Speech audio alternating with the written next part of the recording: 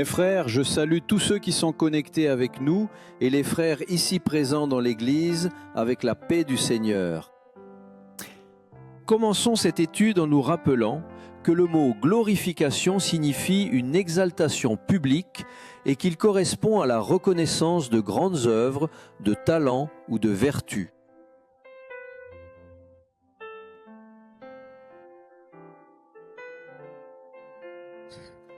On peut dire que cela équivaut à l'exaltation.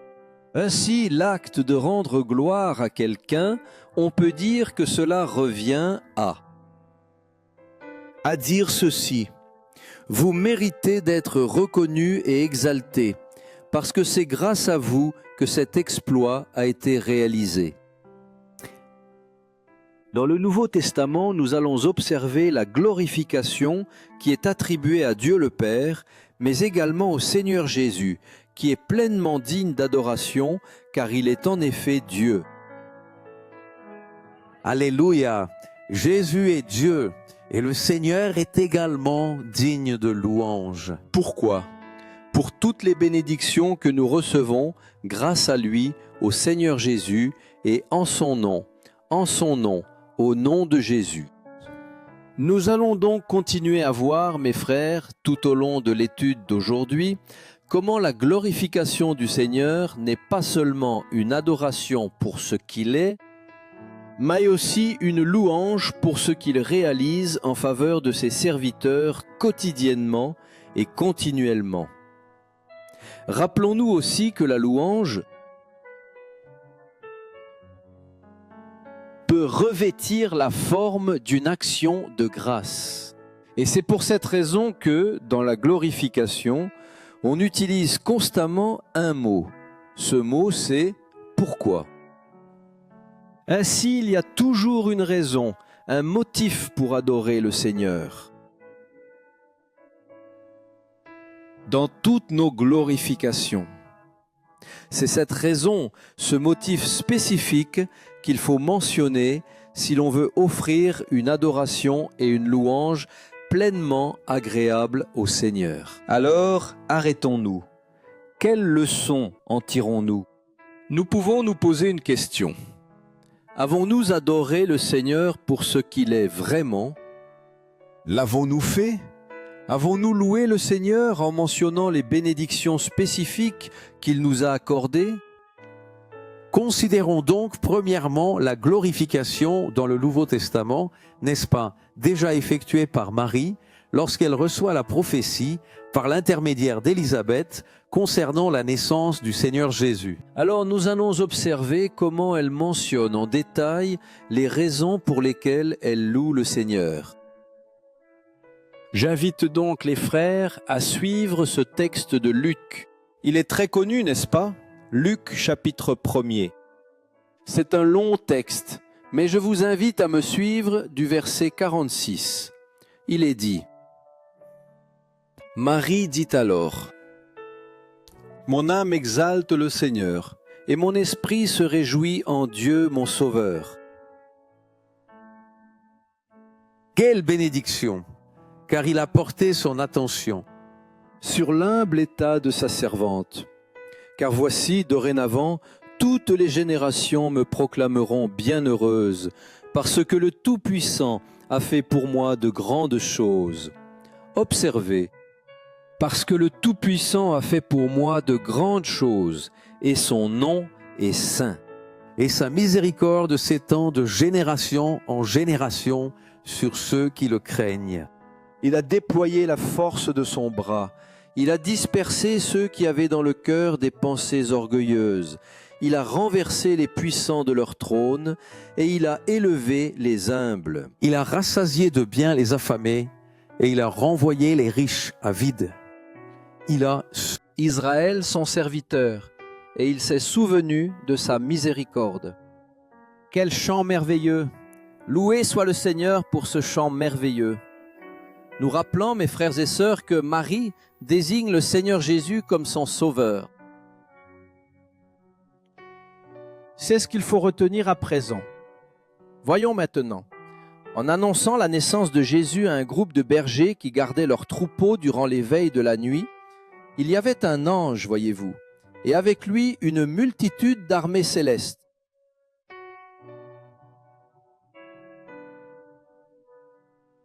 Et que faisait-il donc? Il louait Dieu en disant: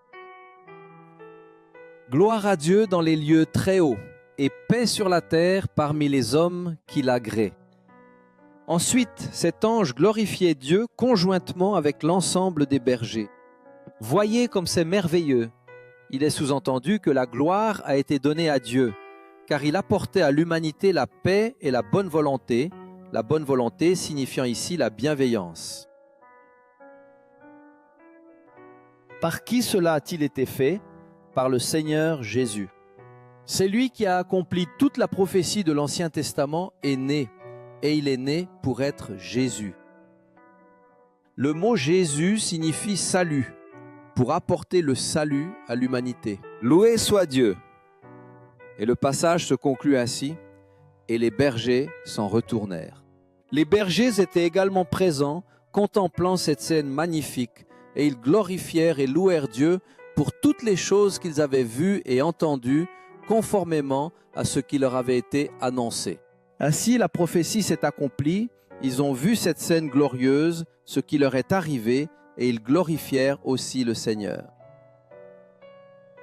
Les évangiles continuent de citer ce moment initial du ministère du Seigneur Jésus, ou de la vie du Seigneur Jésus, jusqu'à présent.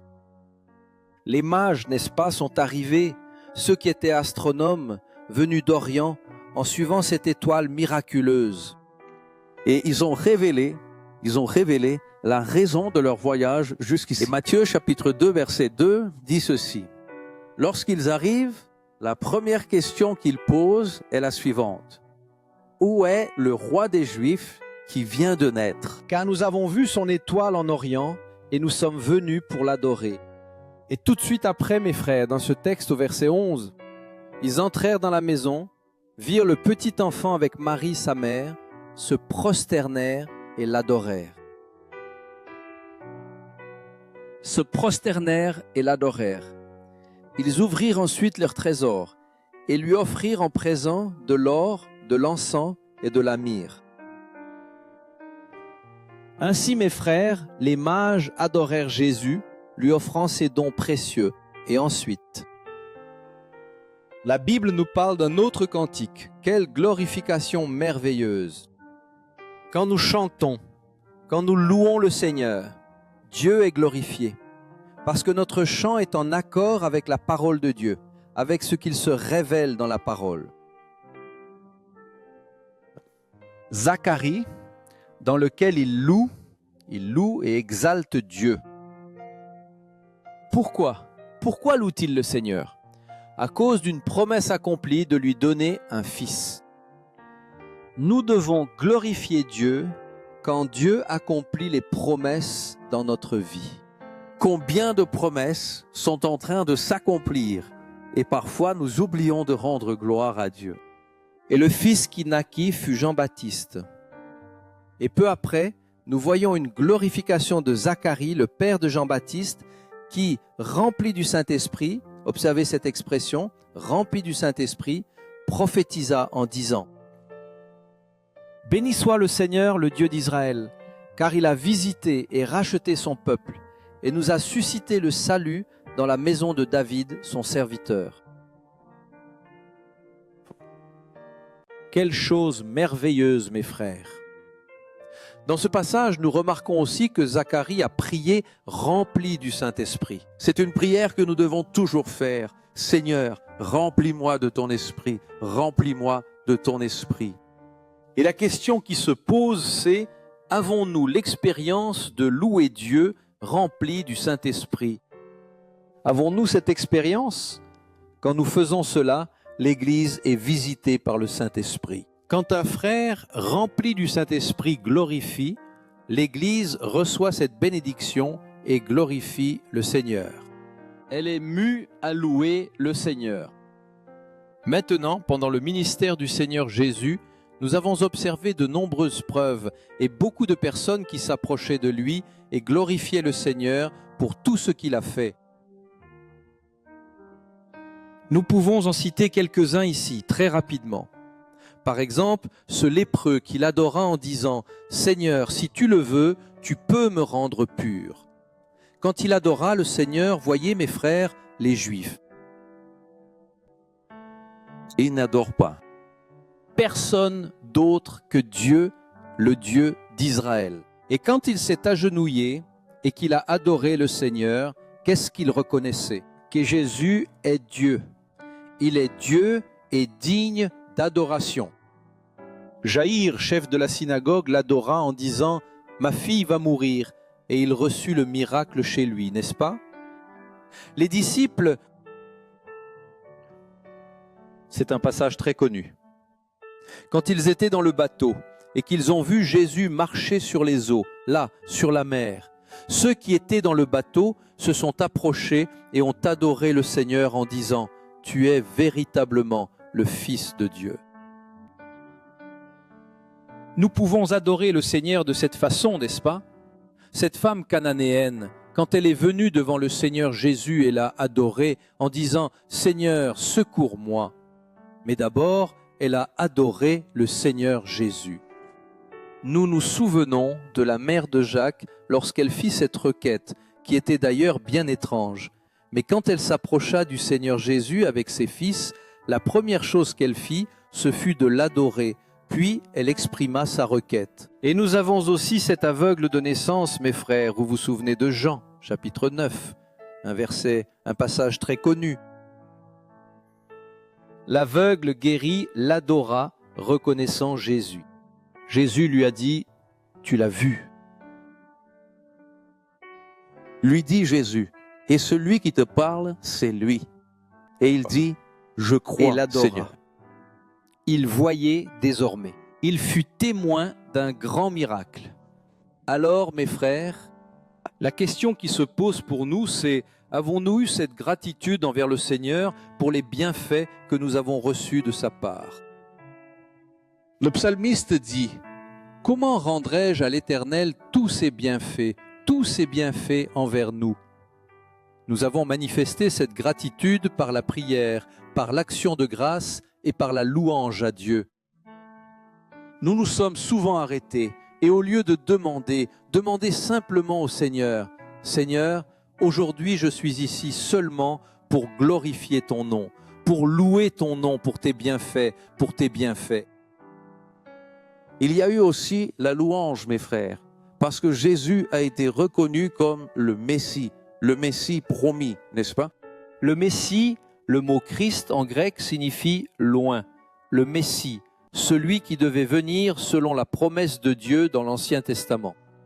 Et nous l'avons vu quand la foule a crié, un texte que nous connaissons très bien aussi, qui dit « Hosanna au fils de David, béni soit celui qui vient au nom du Seigneur, Hosanna dans les lieux très hauts. Alléluia ».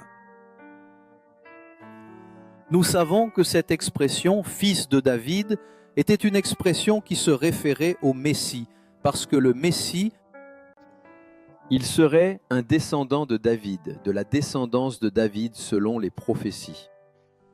Et quand les pharisiens demandèrent à Jésus de réprimander ses propres disciples,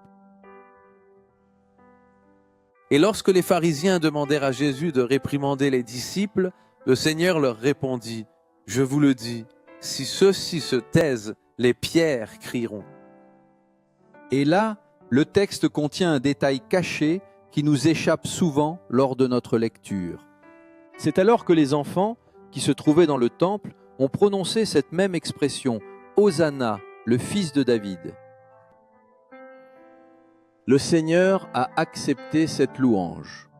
Les pharisiens, les publicains, les scribes se sont plaints auprès des disciples, mais Jésus a dit « N'avez-vous jamais lu ?» Et là, il cite le psaume 8, verset 2, qui dit ceci « Tu as tiré des louanges de la bouche des enfants et de ceux qui sont à la mamelle. » Et nous le constatons lors de nos cultes, n'est-ce pas, mes frères et sœurs? Les enfants glorifient Dieu, ils le louent, même les tout petits, en bas âge, jusqu'à l'adolescent, tous glorifient Dieu. Et nous pouvons dire qu'il y a là une expression de ce genre, n'est-ce pas? Hosanna au fils de David. Béni soit le Seigneur Jésus pour les grandes œuvres qu'il a accomplies pour nous, avec tant de fidélité et d'amour.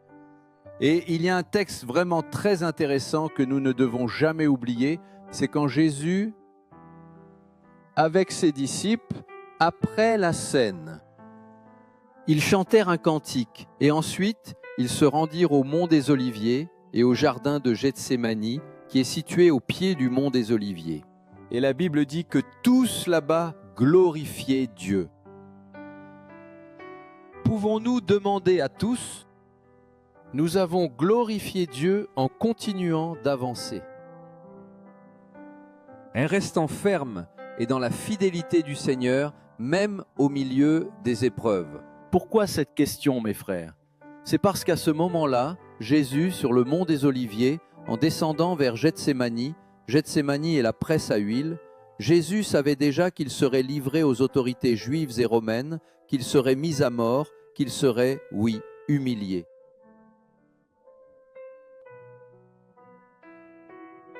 Devant tout le monde.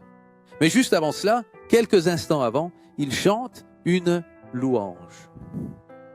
Il glorifie le nom du Père en cette heure. Nous devons donc répondre à cette question, n'est-ce pas, mes frères et sœurs? Avons-nous glorifié Dieu en restant fermes dans la foi, même face aux épreuves et aux tribulations que nous rencontrons? Finalement, nous lisons qu'après sa résurrection, et pendant que le Seigneur Jésus était encore ici-bas, sur cette terre, certains de ses disciples l'adorèrent. Et en Matthieu 28, verset 17, il est écrit « Quand ils le virent, ils l'adorèrent ». Et de plus, après l'ascension du Seigneur Jésus, il est écrit que les disciples, l'ayant adoré, retournèrent à Jérusalem remplis d'une grande allégresse. Ce que nous observons là, mes frères, c'est qu'en toutes circonstances, le serviteur du Seigneur doit louer le Seigneur.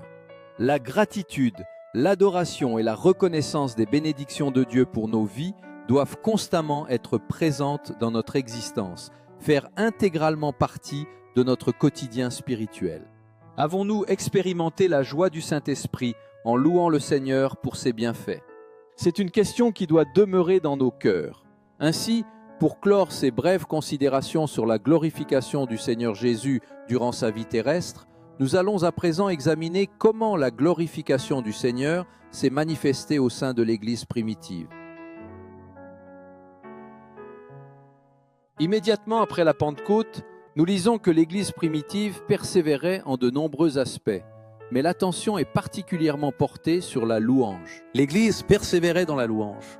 Et ensuite, nous remarquons la glorification des serviteurs après le témoignage rendu devant le Sanhédrin lorsque les apôtres furent libérés. Ils ont été miraculeusement libérés là-bas. Le Seigneur y a opéré une bénédiction. Et il est écrit que tous glorifiaient Dieu pour ce qui s'était passé. L'Église, l'œuvre de l'Esprit est ainsi, mes frères, unie dans le corps du Christ qui glorifie le Seigneur pour ses merveilles. Toujours dans Acte 16, il y a un moment extraordinaire où Paul et Silas étaient en prison après avoir été fouettés. Ils s'y retrouvaient alors prisonniers. Ils chantaient des louanges, parlant certainement de quelque chose d'extraordinaire, n'est-ce pas, là à Philippe en prison. Je crois qu'ils chantaient des louanges qui parlaient du salut, parce que cela a conduit au salut du geôlier. Sa question est: que dois-je faire pour être sauvé? Lui et sa famille furent bénis.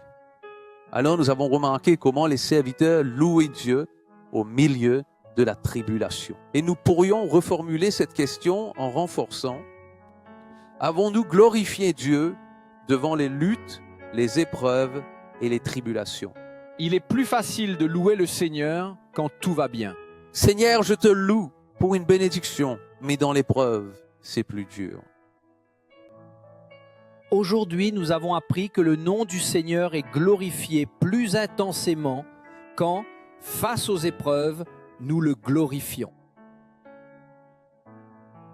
Apprenons de ce passage, mes frères bien-aimés, comment l'Église entière doit glorifier le Seigneur pour les victoires qu'il a accordées à son peuple. Et à nos compagnons de service, oui, à ses serviteurs, à nos chers frères, durant notre labeur et tout au long de notre parcours de foi. Loué soit le nom. Je salue tous les frères qui sont ici dans cette église et tous ceux qui sont connectés avec nous dans la paix du Seigneur Jésus. Nous allons poursuivre notre étude d'aujourd'hui en lisant tous ensemble ce passage qui se trouve dans Éphésiens chapitre 3 versets 20 et 21. Nous pouvons le lire tous ensemble. Or, à celui qui par la puissance agissant en nous est capable de faire infiniment plus que tout ce que nous demandons ou pensons, à lui soit la gloire dans l'Église.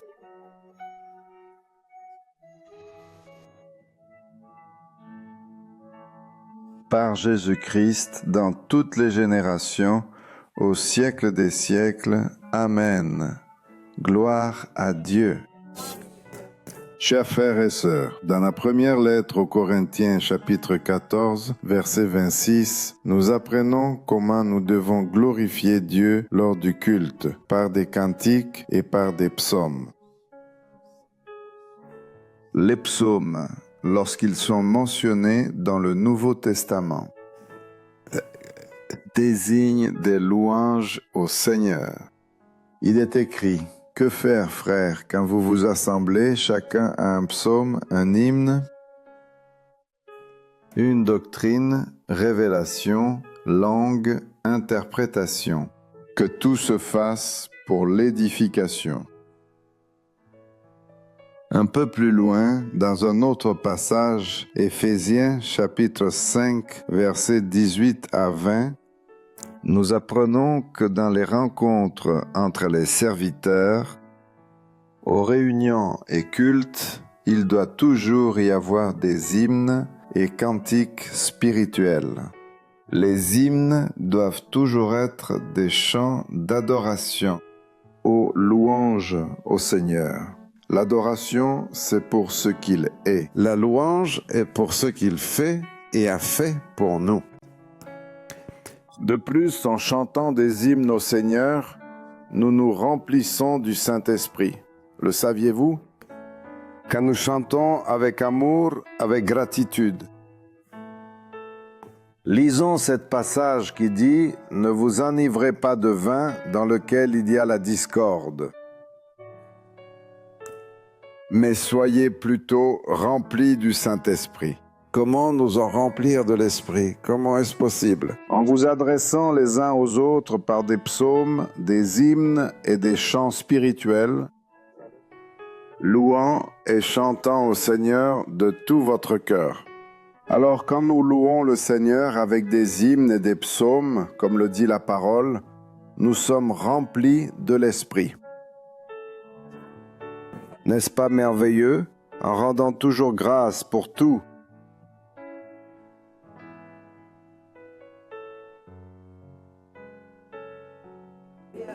pour tout, à notre Dieu et Père soit rendue grâce. Au nom de notre Seigneur Jésus-Christ. Pourquoi pour tout? Parce que nous ne possédons rien que nous n'ayons reçu de la part de notre Dieu. Au chapitre 11 de Romains. 11, versets 33 à 36. Nous y voyons un motif tout à fait remarquable pour lequel nous pouvons louer le Seigneur continuellement. Comme appris à la dernière EBD. Louez le Seigneur pour son amour. Car rien ne pourra nous séparer de cet amour. Et nous sommes plus que des vainqueurs à cause de l'amour de Dieu. Nous pouvons tous lire ce verset 33 qui peut être projeté pour nous tous. Oh, quelle profondeur des richesses de la sagesse et de la connaissance de Dieu! Que ses jugements sont insondables et que ses voies sont impénétrables. Car qui a donc saisi le dessein du Seigneur? ou qui a pu être son conseiller, ou qui lui a donné le premier, pour qu'il reçoive une récompense en retour. Car c'est de lui, par lui et pour lui que sont absolument toutes choses. À lui donc soit la gloire éternellement. Amen. Amen. Alléluia. Gloire à Jésus. Dans la première épître à Timothée, chapitre 1, verset 17, l'apôtre Paul adore Dieu pour ce qu'il est. Il est écrit, Or, au roi des siècles,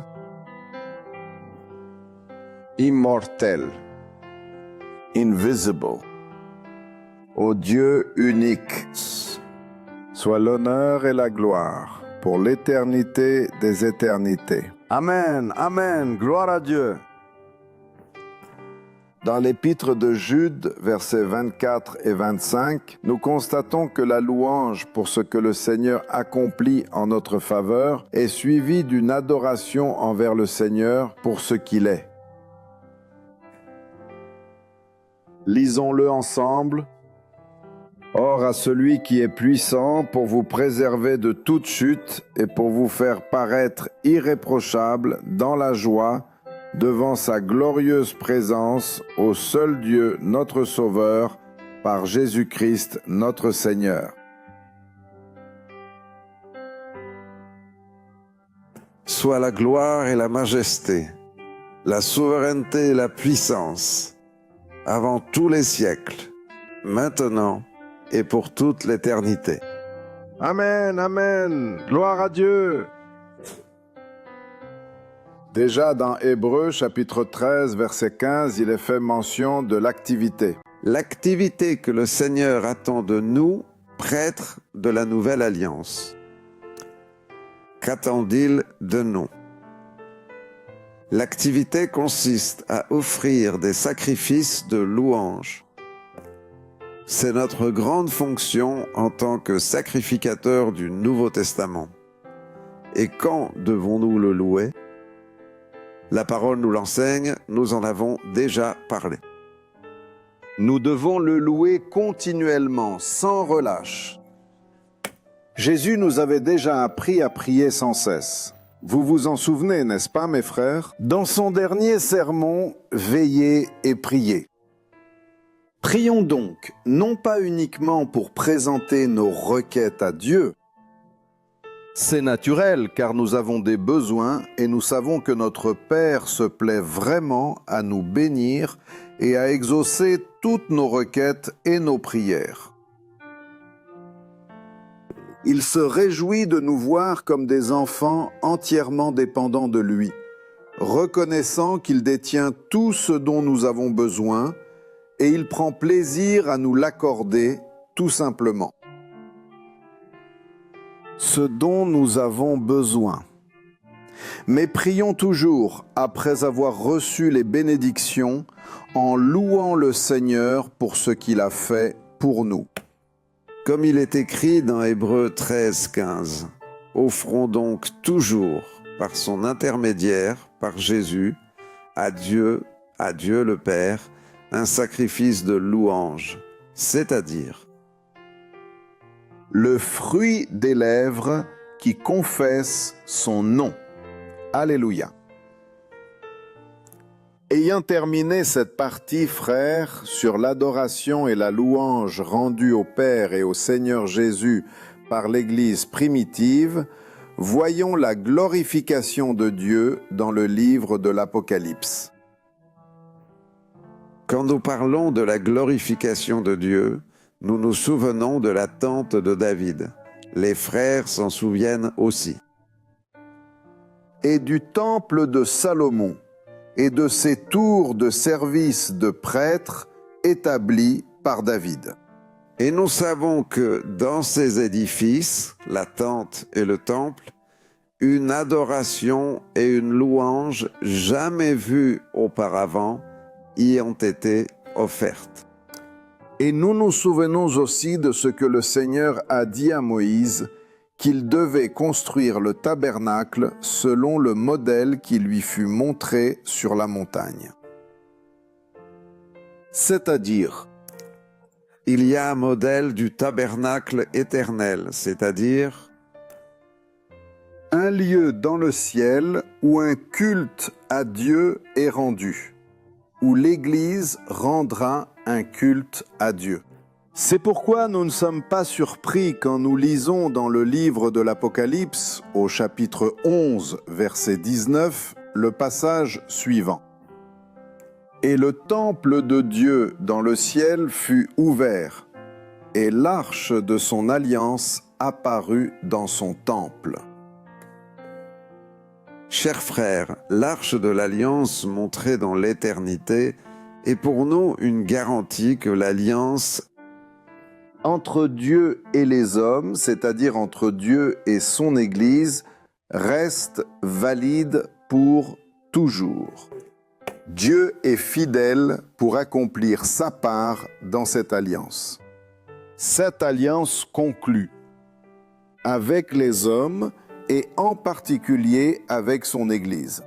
Et à ce sujet, nous avons déjà appris que tant dans l'Ancien Testament que dans le Nouveau, quant à cela, nous avons déjà appris que dans l'Ancien et le Nouveau Testament, il n'y a de salut que par la foi en l'agneau de Dieu, c'est-à-dire par la foi dans le sacrifice du Seigneur Jésus sur la croix du Calvaire.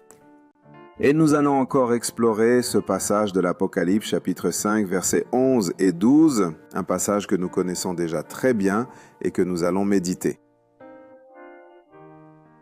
C'est un passage qui nous parle de la glorification qui est en train d'être rendue au Seigneur et qui le sera encore pour nous.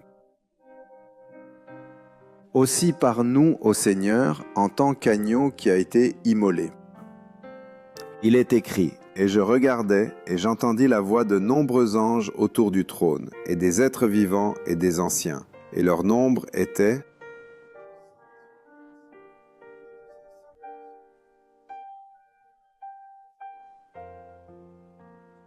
des millions et des millions d'anges. » Autrement dit, le Seigneur n'aurait pas besoin de nous. Il détient déjà des millions et des millions d'anges. D'anges le louant parfaitement dans la gloire. Mais le Seigneur nous donne cette opportunité. Et eux, d'une voix forte, disaient, « Lisons ensemble. Digne est l'agneau qui a été immolé, de recevoir la puissance, les richesses, la sagesse, la force, l'honneur, la gloire et les actions de grâce. »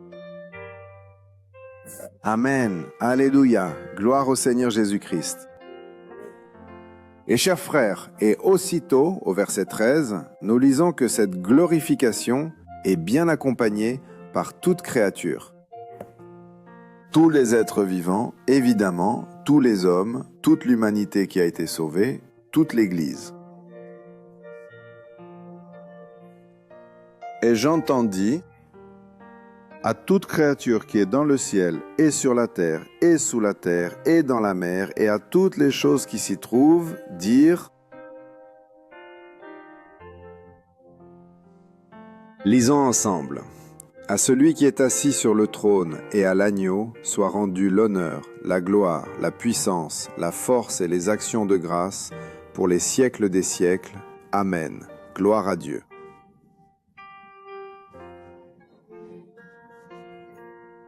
Et ensuite, frères, au chapitre 7 de l'Apocalypse, nous lisons au verset 9 et 10.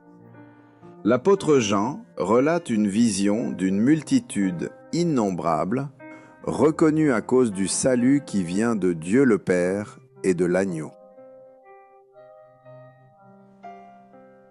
Il est écrit, « Après ces choses, je regardais et voici une grande multitude. Une multitude que personne ne pouvait compter, issue de toutes les nations, tribus, peuples et langues, qui se tient devant le trône et en présence de l'agneau. Portant des vêtements blancs et tenant des palmes dans leurs mains. Et ils clamaient d'une voix puissante, disant, « Le salut est à notre Dieu qui est assis sur le trône et à l'agneau. » Enfin, frères, nous découvrons une immense glorification envers Dieu, où se trouve une grande multitude, que nous identifions comme étant l'Église. Encore une fois, n'est-ce pas? Nous l'avons déjà vu à d'autres occasions dans le livre de l'Apocalypse. Nous venons de le lire. Mais une fois encore, l'Église se réjouit devant le Seigneur. Elle se réjouit pour les noces de l'agneau, et parce que son épouse, l'Église, être prête pour ce grand et magnifique événement qui approche. Dans le livre de l'Apocalypse, au chapitre 19, nous lisons ceci, au versets 6 et 7. Lisons tous ensemble. « Et j'entendis comme une voix, celle d'une grande multitude, et comme le bruit de nombreuses eaux, et comme la voix de grands tonnerres qui disait : Alléluia, car le Seigneur Dieu Tout-Puissant règne. Réjouissons-nous, exultons de joie et donnons-lui gloire, car les noces de l'agneau sont venues et son épouse s'est déjà magnifiquement apprêtée. Amen. Ainsi, frères, nous terminons l'étude de la glorification, de l'exaltation, de laquelle notre Dieu et Père est digne, oui, absolument digne. L'agneau, notre bien-aimé Seigneur Jésus, est digne. Et nous avons constaté que